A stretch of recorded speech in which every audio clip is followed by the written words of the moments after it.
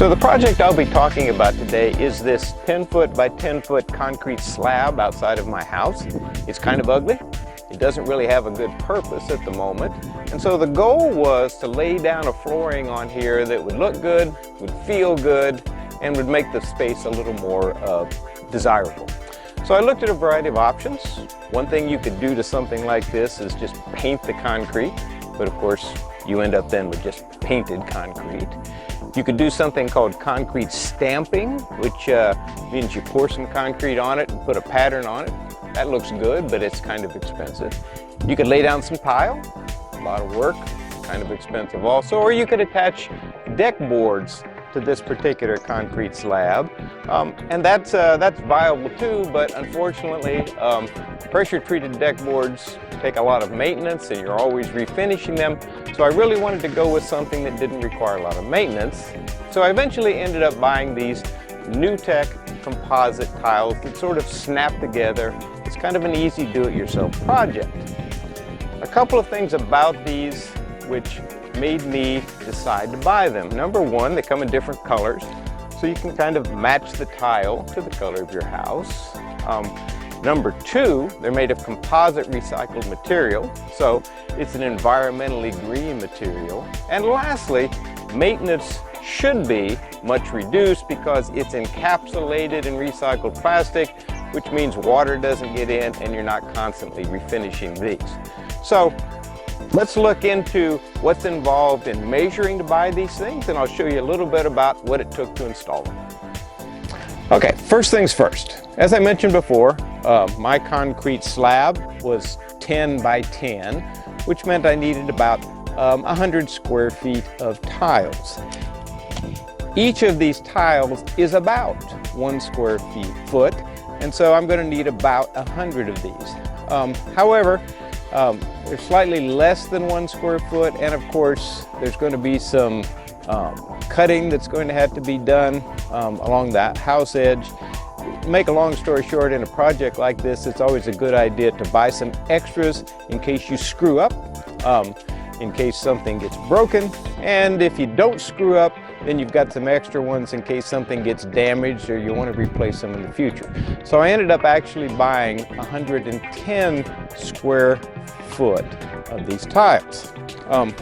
And the other thing to think about are the edging. There's actually two types of edges that are available. One type is this one called a fascia edge. The edge pieces are going to fit all around the outside edge of the concrete slab. This one is beveled, and this is the one you'll want to use if you're going to be walking on and off of the patio, because you're not going to catch your foot on this. The other one that's available is a squared off one. You might want to use that in situations where you're not going to be walking on and off. The edging pieces come 4 in a box, and so you might have to order a few extras if indeed the dimensions of your patio don't come out exactly perfect. And then one final thing to consider,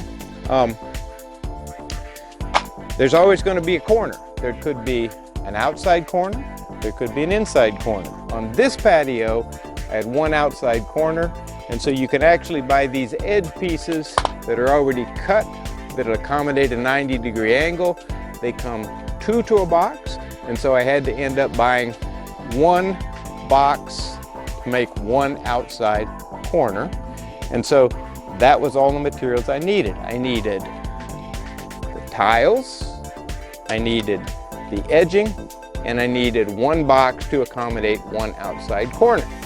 I got on the Home Depot website and ordered all the materials, and I was a little bit concerned whether they were going to be able to deliver, because I've had a lot of problems getting things delivered during COVID. Lo and behold, put the order in, said deliver it to my house, and in less than 2 weeks the whole thing came, and now I'm ready to do the install. So, how do you lay these things down? Well, you start at the outside edges and fill things in all the way toward the house. First place to start was with the 2 corner pieces, the outside corner pieces, so I'm going to lay these right there. There's my outside corner. And then what I'm going to do is lay down all the rest of the edge pieces. So I'll have all the edges laid out, and then I'll come back and snap the tiles in to the edges. Okay, so I went all the way around the edges with the edge pieces, and as you can see right here, there's going to have to be a little cutting done, but I'm not going to worry about that right now, because what I'm going to do now is I'm going to go back and start snapping the tiles into the edge pieces and work my way over toward the house, and then we'll see what kind of cutting needs to be done with the tiles as well as the edge pieces.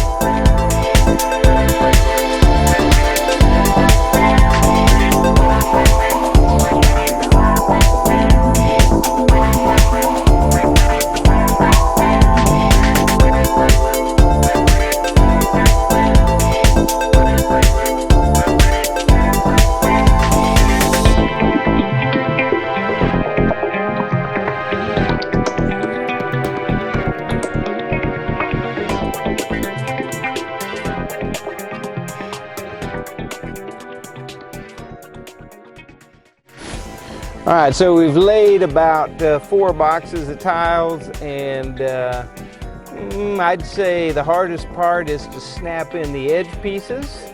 Snapping the tiles together is a breeze if you just kind of take your time, make sure that both of the edges are kind of parallel, and they just drop right in together. If they're not parallel or flat with each other, you have a little bit of a struggle.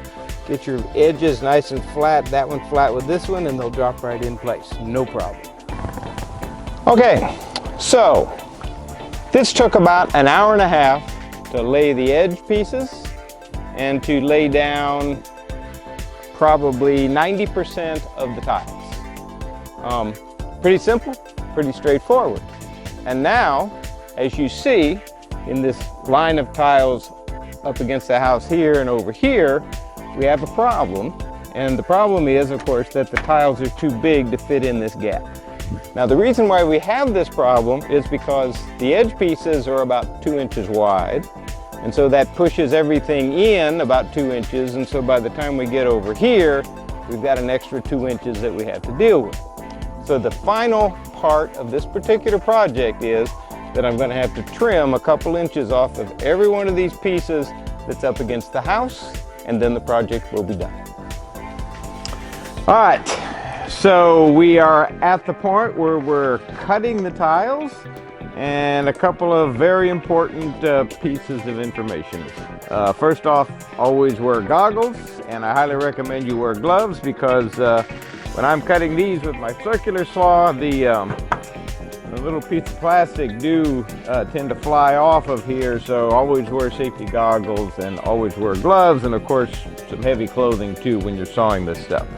So a couple of issues with regard to cutting these things. The first line against the house where they were facing this way, I had to cut like this, and that was really not a problem.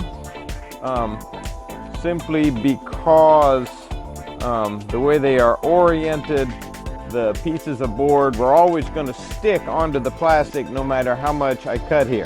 All right, so that was actually easier. However, depending on how much you cut and where your cut is, notice there are these little screws holding the plastic backing to the tile, and if your cut is going to go where the screws are, by all means remove the screws. And in case you're interested in knowing what happens if you forget to take the screws out and you saw into one, here's what happens, which is why, of course, you want to buy extras. So this one broke, I forgot to take the screws out. All right, so if your cut's going to go where the screws are, make sure you take the screws out and then do the cut. All right, when you're cutting this way, there's a new issue, and the issue is, of course, if you cut beyond this first line of screws and your cut comes right here in this first board like mine, there's nothing that's going to hold this board on after you cut it. So it'll just fall off of there, which means you put the tile in place, and you're going to have to glue this back onto the plastic backing once you put it in there. So that was sort of an unexpected little surprise you get when you're cutting this way, and you cut the screw things off to hold the boards on. This falls off, and so you put it in place up against the house and just glue this board back on there. It's really not any big deal.